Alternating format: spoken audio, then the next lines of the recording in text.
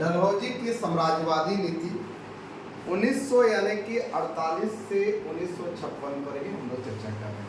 ठीक है, तो यहाँ पर यानी क्या है, डलहौजी की जो हड़प नीति थी, तो इसमें मुख्य मुद्दा क्या था, हड़प नीति किस तरह की थी। ठीक है, इसमें यानी कि राज्यों को हड़पने के लिए उसने क्या है, गोद निषेध की नीति लागू की। ठीक है, किसने, डलहौजी ने जो राज्यों को हड़पने के लिए उसने यानी कि कौन सी नीति को अपनाया, यानी कि आपका गोद निषेध की नीति को अपनाया। ठीक है, और इसी गोद निषेध की जो नीति है, आखिर में ये गोद निषेध की नीति था क्या। ठीक है, हड़प नीति मतलब कैसे राज्यों को वो क्या हड़पा। ठीक है, तो उसी में एक क्या था, आपका क्या है, गोद निषेध की नीति, किसका, डलहौजी की। ठीक है, तो इसमें एक्चुअली आखिर में ये गोद निषेध होता क्या है। ठीक है, तो गोद निषेध क्या होता है कि इसमें जो पैतृक यानी कि वारिस, मान लीजिए कोई स्टेट है यानी कि राज्य है। ठीक है, और उस राज्य क्या में आपका क्या बोल रहे हैं, या कोई मतलब वारिस, पैतृक वारिस, या अगर कोई भारतीय शासक, मान लीजिए कोई भारत का कोई शासक है, ठीक है ना, और भारतीय शासक किसी संतान को गोद लेकर यानी कि अपना उत्तराधिकारी बनाते थे। पहले जो क्या था, यही सिस्टम था, क्या था, मान लीजिए कोई राजा है, ठीक है, उस राजा का कोई उत्तराधिकारी नहीं होता था, मतलब बेटा होता नहीं होता था। ठीक है, तो मान लीजिए दूर का चाचा, नाना, दादा जो भी है, उसमें से यानी किसी को भी यानी क्या करता था वो लोग, एक यानी कि अपना यानी कि वंश चलाने के लिए वो क्या करता था, गोद लेता था। ठीक है, और गोद लेकर के अपना वो लोग उत्तराधिकारी नियुक्त करता था या उत्तराधिकारी बनाता था। ठीक है ना, तो ये चीज यानी कि चलते रहता था। तो लेकिन क्या है, यही था आपका गोद, यहाँ पर क्या अपना उत्तराधिकारी, देखिए गोद लेकर अपना उत्तराधिकारी, अगर यदि पैतृक वारिस नहीं है तो वो किसी को गोद लेकर क्या करेगा, अपना उत्तराधिकारी यहाँ पर बनाएगा। ठीक है, तो इसी नीति के संदर्भ में देखिए कंपनी ने एक नियम बनाया कि कौन सा नियम, यही जो गोद लेने की जो प्रथा थी उस प्रथा पर यानी कि एक नियम बनाया। कौन बनाया, तो कंपनी बनाया। और कंपनी वो नियम क्या बनाती है कि अगर यदि कोई गोद लेता है, ठीक है, तो गोद प्रथा के अधिकार को देखिए स्वीकार करना या अस्वीकार करना, कोई भी अगर नियम बनाएगा, कौन बनाया, कंपनी बनाया, कि अगर यदि कोई भारतीय शासक क्या करेंगे कि गोद लेगा, अगर यदि वो लेगा कि नहीं लेगा, ठीक है, इसके लिए नियम कौन बनाएगा, तो यानी कंपनी बनाएगी। ठीक है, और उसके विवेक पर होगा कि आप क्या है कि राज्य में आप किसी को गोद ले सकते हैं या नहीं ले सकते हैं, उसका निर्णय कौन लेगी, तो यानी कि आपका कंपनी ही लेगी। ठीक है, तो ये चीज यानी कि बनाया। ठीक है, और वो क्या है, कंपनी अपने विवेक पर निर्भर करती है। ठीक है, और कंपनी के गोद निषेध की नीति देखिए बहुत सारे स्टेट पर पड़ा। जैसे अगर यदि हम लोग मैप पर थोड़ा सा नजर डालने का प्रयास करते हैं तो देखिएगा कि किन किन क्षेत्रों पर यानी कि क्या है,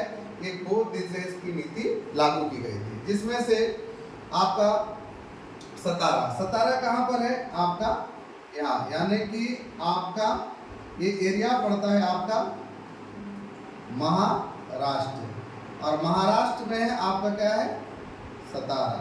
और सतारा पर यानी कि 1848 में क्या किया, तो इसको यानी कि इसी गोद निषेध प्रथा के तहत यानी क्या है, इसको इस सतारा को ईस्ट इंडिया कंपनी कहाँ मिला लेती है, कंपनी में शामिल कर लेती है।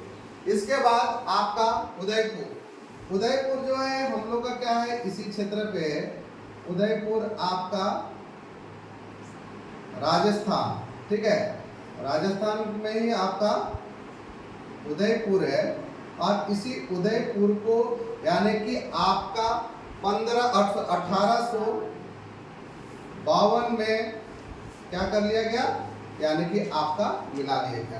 किस में मिला लेगा? ब्रिटिश साम्राज्य में मिला लेगा। ठीक है। इसके बाद यानी कि झांसी, झांसी आप लोग जानते हैं उत्तर प्रदेश। ठीक है। तो उत्तर प्रदेश में आपका क्या है? झांसी है। और ये झांसी को कब मिलाया गया? 1853 में। ठीक है ना। तो झांसी को मिला लेगा। और क्या है इसी क्षेत्र में आपका क्या है? नागपुर भी महाराष्ट्र में ही है। ठीक है।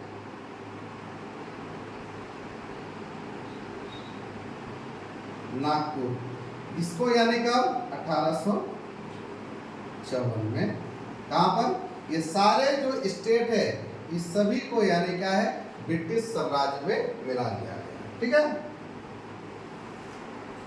और इस नीति का जो परिणाम रहा, इस परिणाम क्या हम लोग देखें कि अंग्रेजों के द्वारा क्या किया गया? भारत का एक बड़े भूभाग को अपने साम्राज्य या अपने नियंत्रण में कर लिया। सीधा सीधी याद रखेगा कि अपने नियंत्रण में ले लेता है, यानी कि कौन? यानी कि कंपनी ले लेती है। ठीक है। मतलब सोचिए डलहौजी की हड़प नीति में एक जो क्या था? गोद निषेध की नीति रही। और इस नीति में ये बता दिया गया कि आप यानी कि भारतीय शासक में पहले क्या करते थे कि उसका उत्तराधिकारी यदि नहीं होता था तो गोद लेकर क्या है? अपना उत्तराधिकारी नियुक्त किया करते थे। ठीक है। लेकिन अब ऐसा हुआ? अब ऐसा नहीं। अब इसके तहत इस पर प्रतिबंध लगाया गया और इसमें यह कहा गया कि अगर यदि आप क्या करते हैं, किसी को गोद लेते हैं तो गोद लेना और नहीं लेना ये दोनों का यानी क्या है? निर्णय कौन करेगी? कंपनी करेगी। ठीक है। और इसी के कारण क्या है? कई यानी कि राज्यों को यानी कंपनी ने इसी गोद निषेध नीति के तहत यानी कि ईस्ट इंडिया कंपनी में विलय कर लेती है। ठीक है। तो इससे क्या है? एक बहुत बड़े भूभाग पर अंग्रेजों का नियंत्रण हो गया। ठीक है। इससे क्या हो गया? भारतीय शासकों में क्या है? असंतोष की स्थिति उत्पन्न हुई, पैदा होता है। और इसी असंतोष के कारण देखिएगा, इसी का परिणाम स्वरूप आगे चल के आपको देखने को मिलेगा 1857 की क्रांति में भी यानी कि इन राज्यों की भागीदारी आपको देखने को मिलेगी। ठीक है। समझ में आ गया? क्लियर? बहुत अच्छी बात है।